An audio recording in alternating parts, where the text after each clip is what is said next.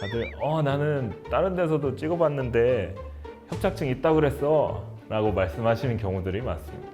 정말로 협착증이 있느냐 보면은 아닌 경우들도 꽤 있습니다. 안녕하십니까. 저는 연세와병원에서 척추진료를 하고 있는 신경외과 전문의 송명수입니다. 오늘은 협착증에 대해서 말씀을 드릴 건데요.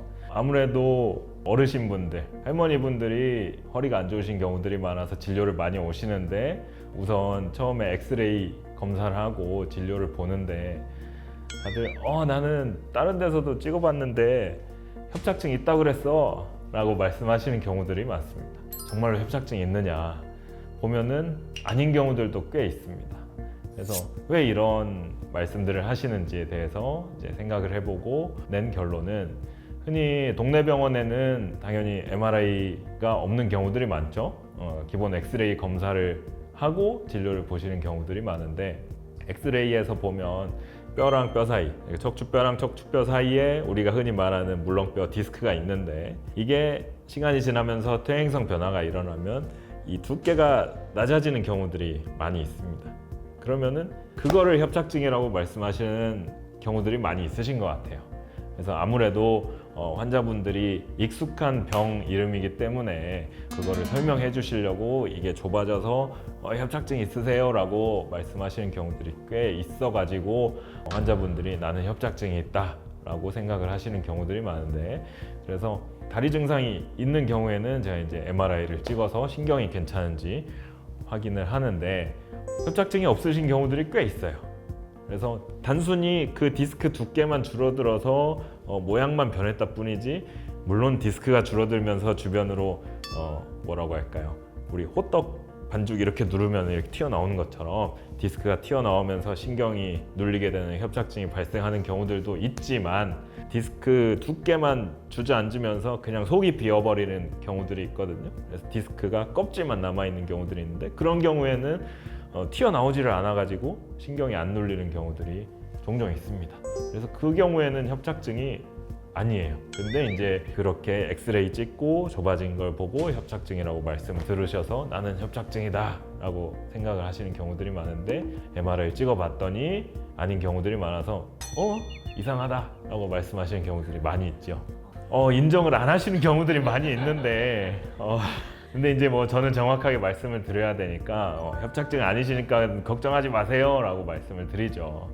대신에 이제 뭐 따로 디스크가 터지시는 경우들도 있고, 그래서 이제 정확하게 말씀드립니다. 저는 협착증이라고 하는 건 신경이 지나가는 통로, 만약에 이제 이렇게 뼈가 있다고 하면 등 쪽으로 이제 신경이 내려가는데, 이 신경이 지나가는 터널이 있거든요. 터널이 좁아지는 걸 협착증이라고 하는데, 그 원인은 디스크가 튀어나와서 그럴 수도 있고, 뒤에 있는 관절이랑 황색인대가 두꺼워지면서 퇴행성 변화가 일어난 거예요. 많이 써져가지고 두꺼워지면서 터널이 좁아지는 경우들이 있는데, 그래서 그 터널이 좁아지면 대개는 특징적인 증상이 걸을 때 많이 발생하십니다. 걷고 쉬었다 가고 걷고 쉬었다 가고 이런 식으로 이제 말씀하시는 경우들이 많고, 100m도 못 가겠어요, 버스 한 정거장도 못 가겠어요, 횡단보도 좀 긴 거 건너려고 하면 너무 힘들어요 하시는 경우들이 이제 특징적인 협착증 증상이라고 볼 수 있겠습니다. 대개는 이제 고령에서 많이 발생하고, 젊은 층에서도 있느냐 하면은 젊은 층에서는 많지는 않지만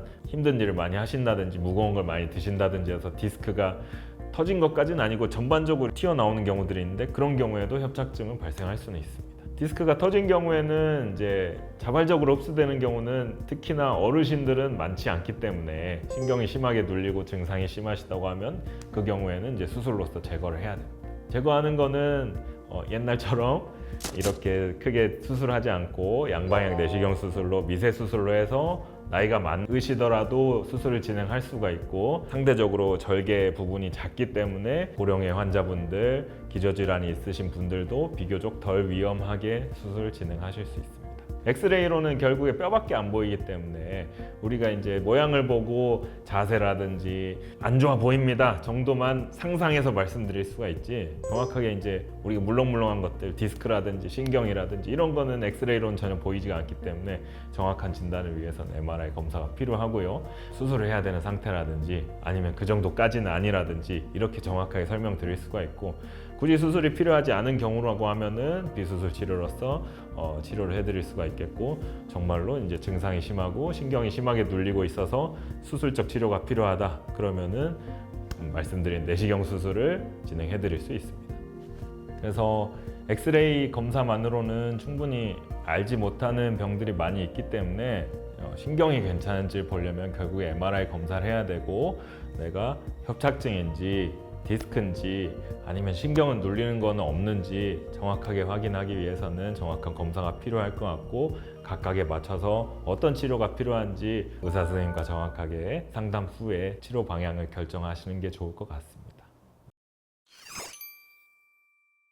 네, 저희 병원에 오시면 이제 정확한 검사 진행하실 수 있겠고, 의료진 분들이 풍부한 경험이 있으시기 때문에 거기에 맞춰서 어떤 치료가 필요하신지 정확하게 말씀드릴 수 있겠고, 관절 같은 경우에는 로봇 수술기가 있고, 척추 같은 경우에는 양방향 내시경 수술할 수 있는 최신 내시경 장비들, 그리고 거기에 맞는 최신 기구들이 설비되어 있기 때문에 최신 기술로서 치료를 해드릴 수가 있고요. 저희 척추 의료진들도 경험이 많이 있기 때문에 단순한 그런 미세 내시경 수술부터 꼭 필요한 경우에는 열어서 해야 되는 수술이 있을 수 있어요. 절개가 필요한 경우들이 있는데 거기에 대한 경험도 풍부하고, 흔히 무서워하시는 나사를 박아야 되는 수술이라든지 이런 경우도 다 저희가 대응해서 진행할 수 있기 때문에 저희와 상의하신다면은 퇴행성 질환에 대해서는 충분하게 치료를 해드릴 수 있겠고, 좋은 결과를 드릴 수가 있을 것 같습니다.